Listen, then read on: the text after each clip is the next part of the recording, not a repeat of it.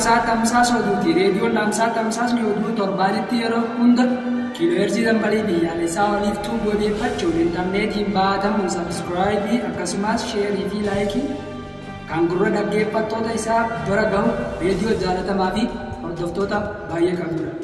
Takaleef akkam turtan kanarraa akkam tattaafattan kabajamtoota hordoftoota reediyoo dhaamsaa.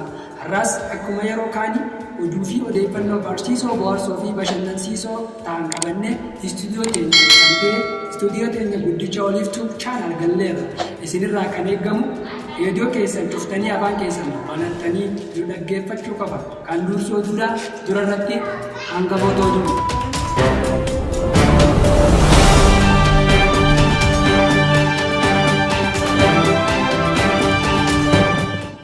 Ministeerri jaalalaa argaan qabamu obbo Ijji siidaa jaalalaa bakki mijataan onnee akka ta'e ifoomsan.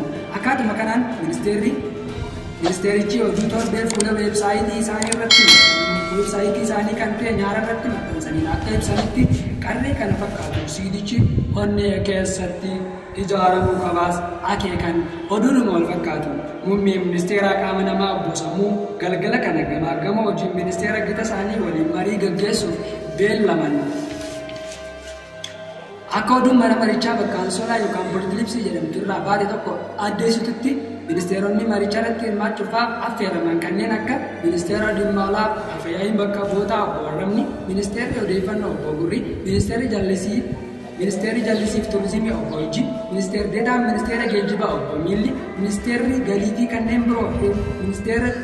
kanneen biroo ni hirmaatu jedhamanii eegamu.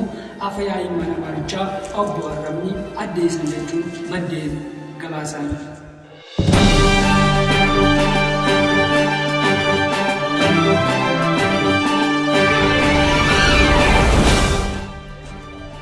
Oduu keenya lammaffaatiin waraanni haraaraa qeerroo abdii biyyaa jedhaman irratti dhukaasa banuun qeerroowwan abdii biyyaa jedhaman baay'ee ciqileen jilbiiffachiisee amammuu fi miimmaan keessa ajiisuun booji'aa jiraachuu addeesse. Waraanicha irratti namoonni boojuu kana keessatti gahee leencaa baachaa jiran Birgaadir Jeneraal Biiraan, Meejar Jeneraal Araqeen, Ajajaan Kumaa obbo Jimaan, Ajajjuun Kitilaa Adde Sigaaraa fi Bunaa fi waa'illee isaanii hojii boonsaa hojjechaa jiraachuu obbo Raabsaan reediyoo dhaamsaaf ifoomsan. Oduu xumuraatiin yeroowwan Oromiyaa investimentii jaalalaa waloof taasisaa turan harreewwan Oromiyaa lafa jirtu irratti investimenticha karaa ishee waloo jedhamu misoomsuuf qophaa'aa jiraachuu qeerroo miidiyaan gabaasan kan jiran hangafootaa fi quxisuu oduu keenyaatti turanii. Egaa dhaggeeffattootaaf hordoftoota reediyoo dhaamsaa waliif tuqchaadha. Sagantaa keenya irraa kana fakkaataa waan daawwattaniif nu faana turtaniif kuma lamaan lamatan kan isin jedhu qopheessee dhiyeessaan ani Qaalameetii. 갑자기 내게 나타나준 너, 난 아무 말도 할 수가 없었지. 첫눈에 반한다는 이야기가